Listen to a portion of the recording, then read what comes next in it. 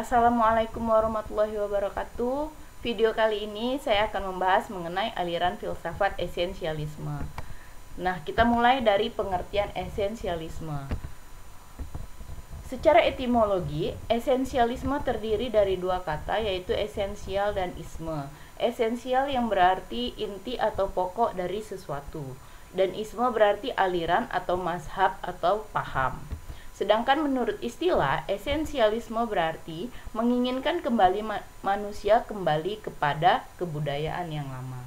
Sedangkan dalam filsafat, esensialisme adalah paham tentang manusia yang berlawanan dengan eksistensialisme.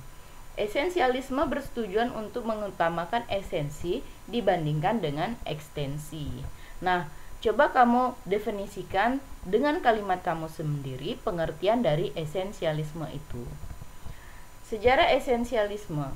Esensialisme ini aliran esensialisme adalah suatu aliran filsafat yang menginginkan agar manusia kembali kepada kebudayaan lama. Nah, kebudayaan lama mana yang diingin kembalikan? Bukan kepada abad manusia kuno, tapi pada abad Renaissance. Di mana di dalam zaman ini telah berkembang dengan megahnya usaha-usaha untuk menghidupkan kembali ilmu pengetahuan dan kesenian serta kebudayaan purbakala, terutama di zaman Yunani dan di Romawi dulu. Pada zaman ini merupakan reaksi terhadap tradisi dan sebagai puncak timbulnya individualisme dalam berpikir dan bertindak pada semua cabang dan aktivitas manusia.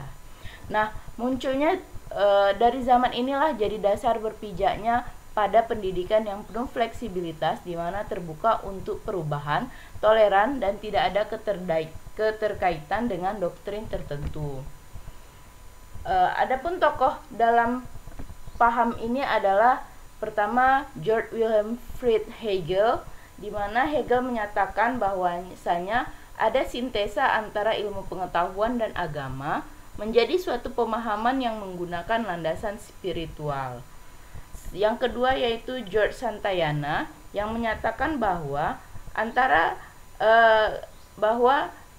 aliran ini merupakan aliran yang memadukan antara aliran idealisme dan aliran realisme dalam suatu sintesa, dengan mengatakan bahwa nilai itu tidak dapat ditandai dengan suatu konsep tunggal, karena minat, perhatian, dan pengalaman seseorang menentukan adanya kualitas tertentu.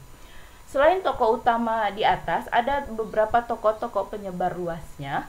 Nah, ini akan menjadi tugas kamu. Coba cari siapa-siapa saja tokoh-tokoh penyebar luas paham ini dan apa yang disampaikan oleh tokoh tersebut. Ciri-ciri esensialisme, yang pertama, minat yang kuat dan tahan lama sering tumbuh dari upaya-upaya belajar di awal yang memikat dan menarik perhatian, sehingga bukan dari dorongan dari dalam diri siswa. Ini menunjukkan keinginan siswa didominasi oleh eksternal daripada internal siswa tersebut. 2. Pengawasan dan pengarahan pembimbingan orang dewasa yang melekat dalam masa balita yang panjang atau adanya keharusan ketergantungan yang khusus. Ini menunjukkan bahwa peran orang tua dalam membimbing tidak memberikan keleluasaan dari balita sehingga mengalami ketergantungan khusus. 3. Adanya cara menegakkan disiplin. Jadi poin utama di dalam aliran ini juga adalah disiplin. Yang keempat, esensialisme menawarkan sebuah teori yang kokoh, kuat tentang pendidikan, sedangkan sekolah-sekolah adalah pesaing yang memberikan teori yang lemah, sehingga terjadi pelemahan doktrin pada sekolah-sekolah.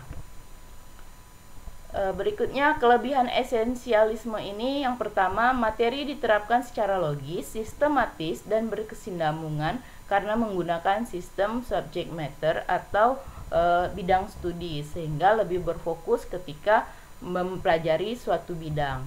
Yang kedua, esensialisme berpendapat bahwa perubahan merupakan suatu kenyataan yang tidak dapat diubah dalam kehidupan sosial. Berarti esensialisme ini juga menerima kehidupan yang dinamis. Sedangkan kekurangan esensialisme, yang pertama, Sekolah tidak boleh mempengaruhi atau menetapkan kebijakan-kebijakan sosial, sehingga peran sekolah hanya sebatas untuk menjadi wadah tempat anak belajar.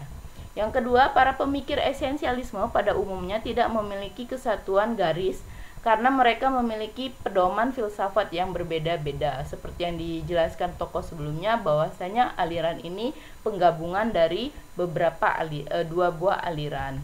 Yang ketiga, peran guru sangat dominan sebagai seorang yang menguasai lapangan dan merupakan model yang sangat baik untuk ditiru. Jadi, seorang guru di dalam esensialisme harus perfeksionis sehingga layak dan sangat baik untuk ditiru oleh si siswa. Dalam aliran esensialisme, pendidikan merupakan pemelihara kebudayaan. Paham ini menginginkan agar kembali kepada kebudayaan lama. Pendidikan harus didasarkan pada nilai-nilai kebudayaan yang telah ada sejak awal peradaban umat manusia.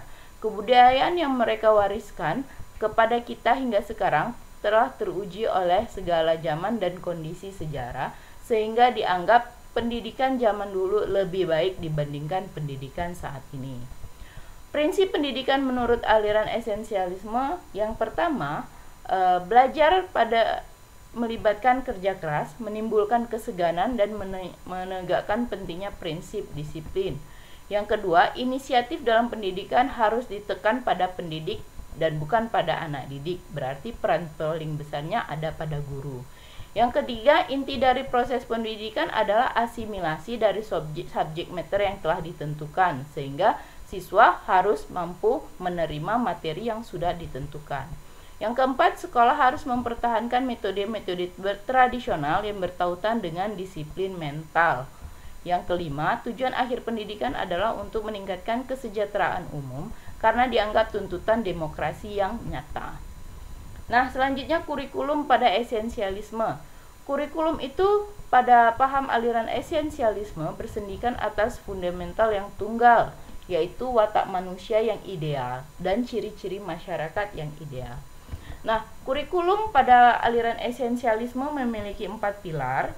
Yang pertama itu adalah pilar universum atau ilmu atau bisa disebut ilmu pengetahuan.